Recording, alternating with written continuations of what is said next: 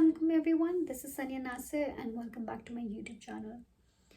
A lot of people have often asked me about the differences in my experiences between the UK and France for my higher education. And I thought that this would be a good platform to share that.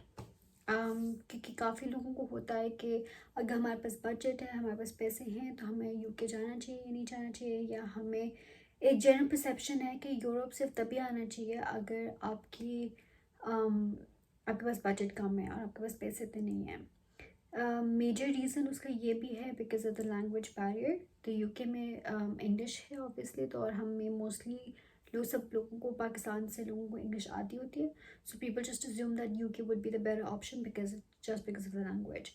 However I believe कि वहाँ पे बहुत different factors हैं जो हमें count in करने चाहिए before making this decision. So I will divide this video into 3 parts. सबसे पहले the education system, secondly the living experience and the expenditure, and then lastly job prospects and career opportunities. So पहली बात, पढ़ाई का। अब मैं I went to a really good university, by the way, in the UK. So that makes a lot of difference. So do keep that in mind जब मैं आपको सारा कुछ बता रही होंगी कि I went to one of the top universities in the world, जो कि UK में थी। जब मैं शुरू में गई थी तो मुझे काफ़ी शॉक मिला था बिकॉज मैं वीक में क्लासेस होती थी कोई 3 आवर्स की या 4 आवर्स की मैक्सिमम। उसके अलावा बाकी सारा सेल्फ स्टडी पे होता था। हमें कहते थे कि अच्छा अभी 3-4 मंथ्स का सेमेस्टर होता था, ये उसको वहाँ पे टर्म कहते हैं, और उसमें वो शुरू में आपको कहते थे कि आपने ये 2 एसेस जो है ना, ये 3 एसेस मैक्सिमम आपने 3,000 वर्ड्स के, मैक्सिमम 6,000 वर्ड्स के लिखने हैं। Not even 6 actually, 3 to 4,000 words के आपने एसेस लिखने हैं और आपने सबमिट कराना है 3-4 महीने बाद। एंड बीच में कोई चेक्स नहीं होते, कोई अगर आपने फीडबैक लेना ले लो, लेकिन एज सच कोई डेडलाइंस बीच में नहीं है, बस एक फाइनल सबमिशन होती है। और हमारे 3-4 घंटे क्लासेस होती थी, कोई 1 घंटा लेक्चर होता था, फिर 1 घंटा सेमिनार होता था हर सब्जेक्ट का, और कोई 3-4 सब्जेक्ट, 4 आई थिंक मॉड्यूल्स होते थे पर टर्म। तो मुझे बहुत ये हल्का लगा था। मैंने कहा था ये तो कुछ मैं पैनिक मोड में चली गई थी कि मैं इतने पैसे लगा रही हूँ एंड मैं क्या कर रही हूँ, मतलब हम पढ़ा नहीं रहे। लेकिन then later on I realised by the end of the year of the degree almost, कि आई रियलाइज्ड कि नहीं, यूके में पढ़ाई का सिस्टम जो है ना वो बहुत डिफरेंट है। They want push knowledge into you, they won't just throw you into facts and just information. They will teach you how to think, they will teach you how to learn, and that is a skill जो आपको वो बहुत smartly सिखाते हैं कि आपने खुद कैसे अपनी थिंकिंग डेवलप करनी है, आपने खुद अपनी क्रिटिकल एनालिसिस कैसे डेवलप करना है, खुद आपने सीखना कैसे है, मतलब पढ़ते कैसे हैं ये सिखाते हैं। वो ये नहीं सिखाते कि आपको बस नॉलेज आपके ऊपर हावी कर देंगे कि बस अब ये रट्टा लगा लो और फिर उसके बाद आपका एग्ज़ाम होएगा।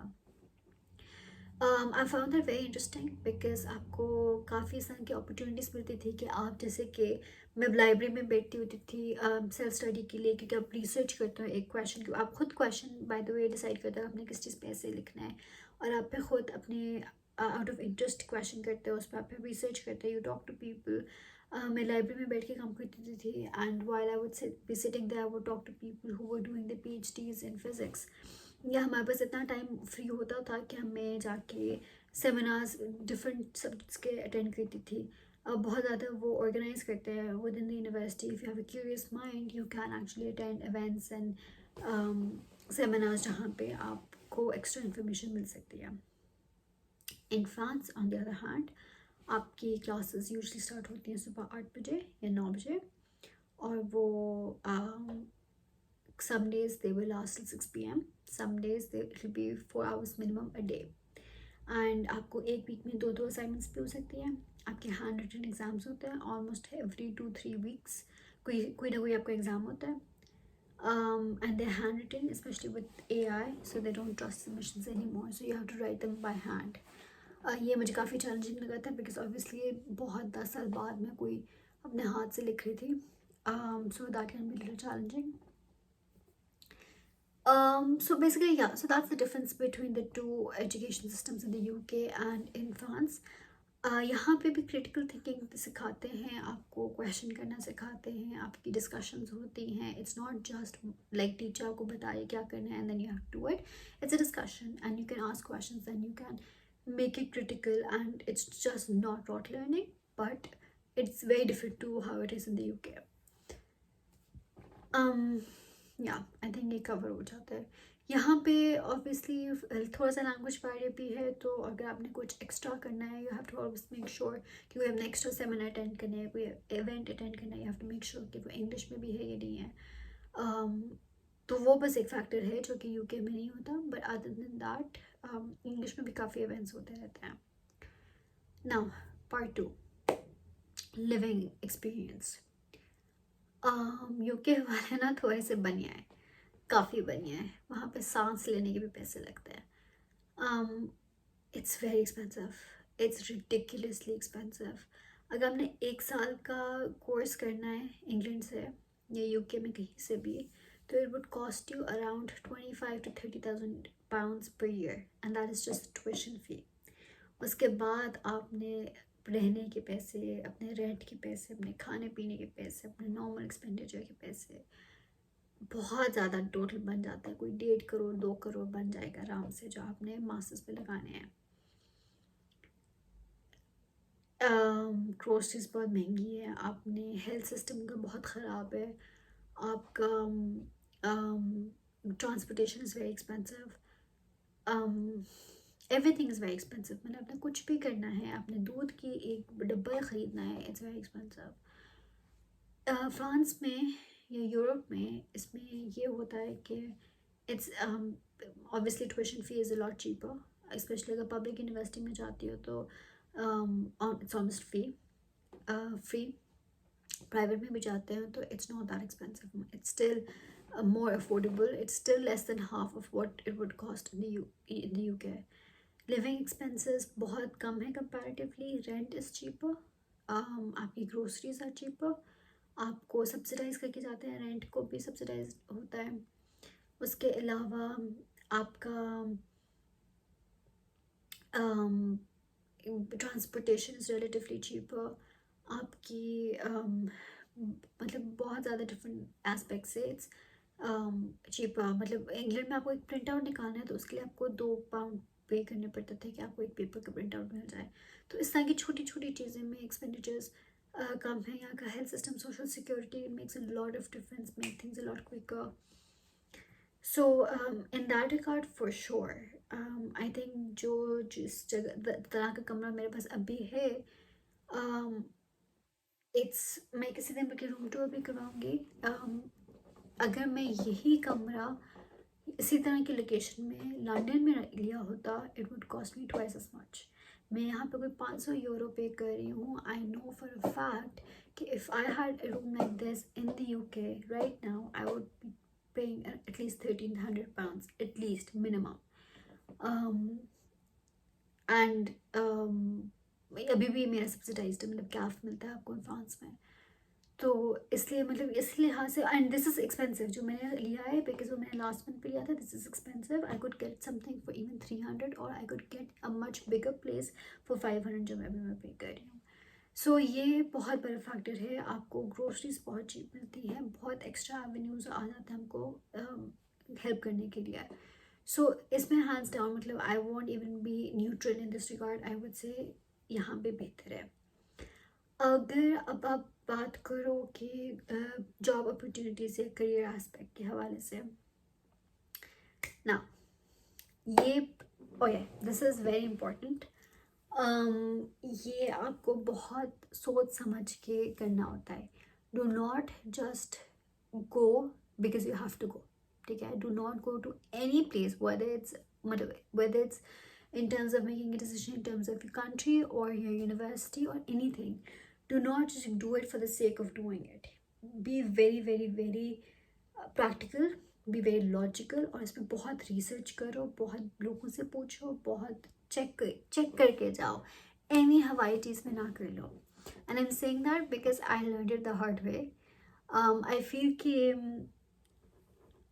personally, but I'm not gonna I can't impose what I think onto anyone else. But अगर मुझे हो तो मैं कहूँगी मैं I should not have gone to the UK for my undergraduate degree.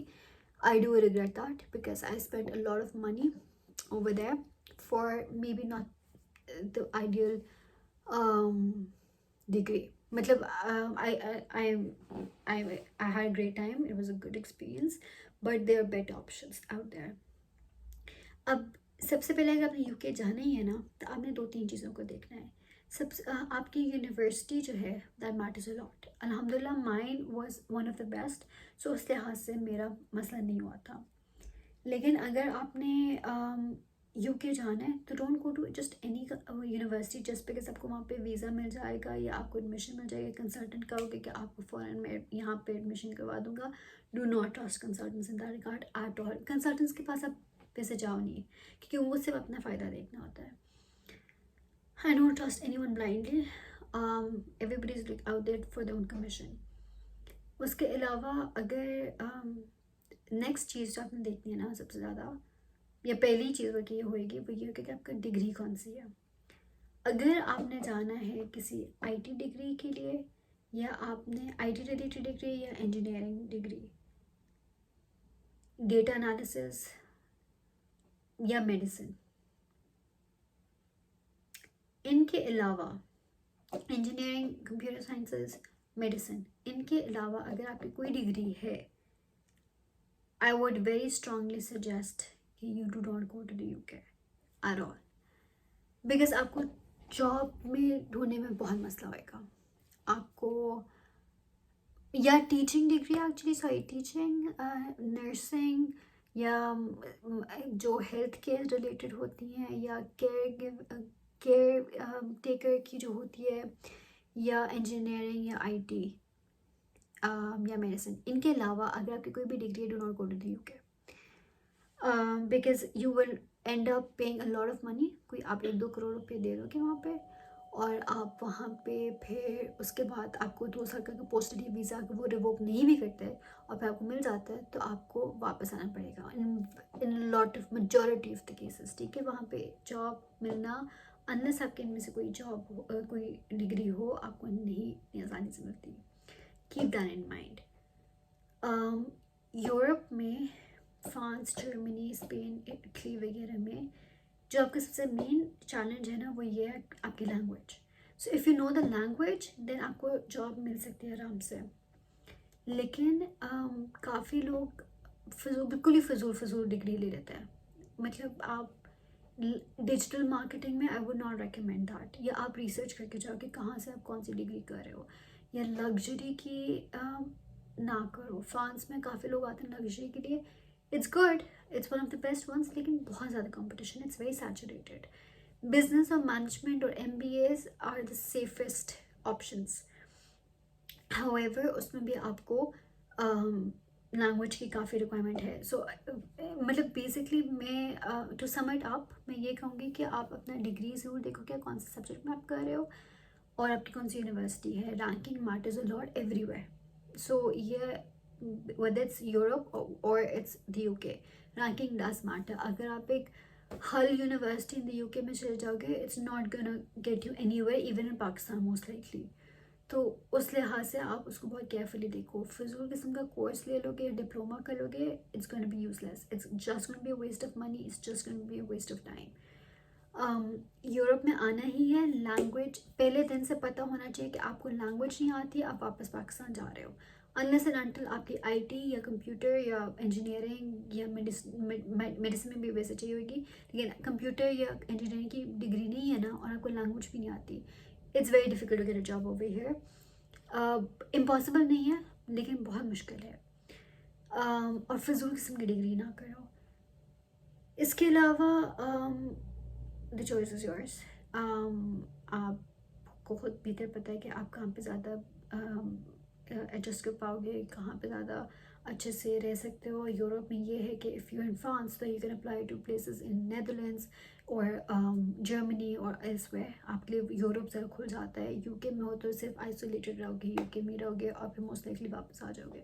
So I would not recommend the UK to be very honest. It's a lot of money, unnecessarily बहुत पैसा लग जाता है और आपको अभी you can not calculate the amount of money that will be required. आप UK पे लैंड करते हो तो आपको पता चलता है कि हर एक छोटी छोटी चीज़ के पैसे होते हैं that you don't even account for. Europe में अल्हम्दुलिल्लाह आज सच मेरा अभी तक कोई इस तरह का कोई बड़ा एक्सपीरियंस नहीं हुआ। It's been quite cheap actually, it's been less than what I had anticipated to be honest.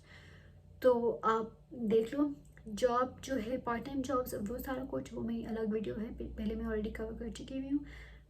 आप उसमें देख सकते हो और देख सकते हो कि आप कैसे अपने आप को हेल्प सब्सिडाइज कर सकते हो। So yeah, if you have any questions, comment below. Again, do not send me private messages or do not send me friend requests on Facebook. I will not be able to accept those. But if you comment under the video, then I will definitely respond to you. Good luck.